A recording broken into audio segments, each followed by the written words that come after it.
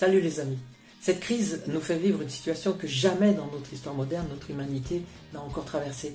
Mais en tant que disciples de Jésus, nous appartenons au seul être de l'univers qui n'est pas déconcerté par ce qui arrive. La question c'est, est-ce que ça se voit chez nous? Nous avons la capacité surnaturelle de transformer un moment de grande difficulté en une grande opportunité. Nous pouvons choisir de nous laisser vaincre par le mal ambiant ou d'en être vainqueurs par un bien supérieur. Paul dit aux Éphésiens, chapitre 6, « Il vous faut endosser toute l'armure divine afin de pouvoir tenir bon au mauvais jour. » Autrement dit, tant que c'est possible, prenez les bonnes habitudes, car viendra un jour où vous aurez besoin de tenir bon et vous n'aurez pas toutes les ressources à votre disposition. Ben voilà, un mauvais jour est arrivé, une période difficile où nous n'avons pas, en effet, la liberté de nous ressourcer ensemble. Mais si nous avons pris les bonnes habitudes, nous pouvons tenir bon. C'est dans la difficulté, dans le mauvais jour, qu'on voit si on a appris à puiser à la bonne source.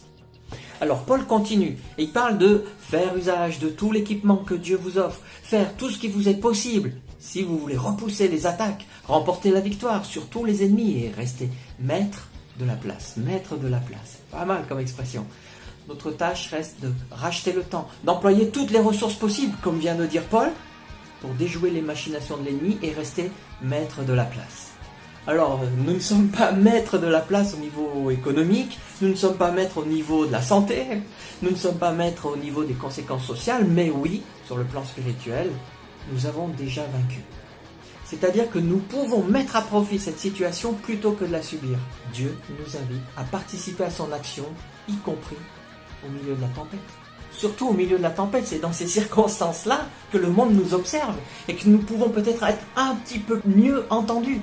Souvenez-vous, derrière la crise, une opportunité.